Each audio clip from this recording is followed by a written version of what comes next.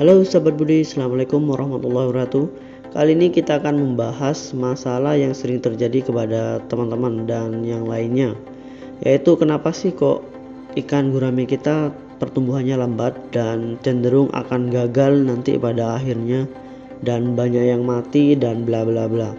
Kita akan bahas secara komplit di video kali ini, jadi teman-teman untuk disimak sampai tuntas, dan jangan lupa untuk subscribe channel ini yang belum subscribe, dan untuk di-share kepada seluruh sahabat dan teman-teman kalian. Oke, yang pertama yang sangat berpengaruh adalah lokasi yang tepat. Karena di sini lokasi berhubungan dengan suhu. Gurame dapat tumbuh dengan baik pada suhu antara 24 sampai 28 derajat Celcius. Oleh karena itu, ketinggian lokasi yang cocok untuk budidaya gurame adalah 0 sampai 800 mdpl. Gurame sangat peka terhadap suhu, sehingga jika dipelihara pada suhu yang rendah kurang dari 15 derajat Celcius, gurame tidak dapat berkembang biak dengan baik.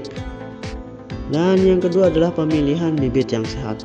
Di sini teman-teman harus pintar-pintar untuk dapat memilih mana bibit yang sehat dan mana yang tidak. Di sini kita dapat menilai dari pergerakan si bibit tersebut. Apabila pergerakannya gesit dan lincah, itu bisa menjadi salah satu tanda bahwa bibit tersebut sehat. Dan yang kedua adalah tidak adanya ciri-ciri penyakit pada bibit tersebut.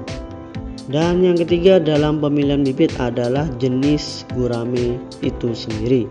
Karena terdapat beberapa jenis gurame yang kita ketahui seperti gurame soang, terus gurame belau safir, dan gurame bastar. Di sini terdapat beberapa jenis yang bagus apabila kita gunakan untuk dipijahkan, dan beberapa yang lain itu cocok untuk kita besarkan. Selanjutnya yang harus kita perhatikan adalah pengolahan air kolam kita. Di sini hal tersebut sangat mempengaruhi perkembangan dari ikan kita. Yang harus kita perhatikan adalah bagaimana dari bau kolam tersebut, terus juga warna kolam tersebut, dan kapan kita harus melakukan penyifonan atau pembersihan kotoran bawah kolam. Dan yang keempat adalah pemberian pakan pelet. Pemberian pakan dilakukan secara teratur dan mencukupi.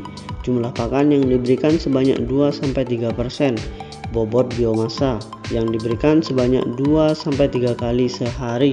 Yang harus teman-teman perhatikan adalah pakan pelet berupa pelet yang diberikan minimal mengandung protein 26%. Pakan yang baik untuk pembesaran gurame mengandung protein sebanyak 29-32%. Pakan yang mengandung protein 30% dianggap sudah maksimal, karena pakan yang mengandung protein lebih dari 33% umumnya gurame tidak menyukai tersebut. Jumlah pakan tambahan yang kita berikan untuk gurame antara 5-10% dari bobot biomasa. Pada penggunaan pakan kombinasi, gurame budidaya diberi pakan pelet sebanyak 2% per hari dari bobot biomasa dan pakan tambahan sebanyak 5% dari bobot biomasa. Pemberian pakan secara teratur dalam jumlah yang tepat dapat memacu pertumbuhan gurame yang optimal. Di sini yang terakhir adalah kita harus bisa menilai dan belajar apakah ikan kita ini sedang sakit atau tidak. Di sini terdapat beberapa hama dan juga penyakit yang sering mengintai pada gurame kita. Yang biasanya terkena adalah parasit atau bercak putih ataupun pada insang yang luka. Jadi teman-teman harus bisa melihat mana ikan gurame yang sakit, sehingga kita bisa mengkarantina ikan-ikan yang sakit dan memberikan treatment yang tepat pada mereka sehingga tidak menyebar pada gurame yang lain. Ini sangat penting karena apabila sudah menyebar ke dalam satu kolam, mereka cenderung akan mati semua dan budidaya kita akan gagal. Oke, terima kasih sudah menyaksikan video saya sampai tuntas. Subscribe channel ini dan share ke seluruh teman kalian. Wassalamualaikum warahmatullahi wabarakatuh.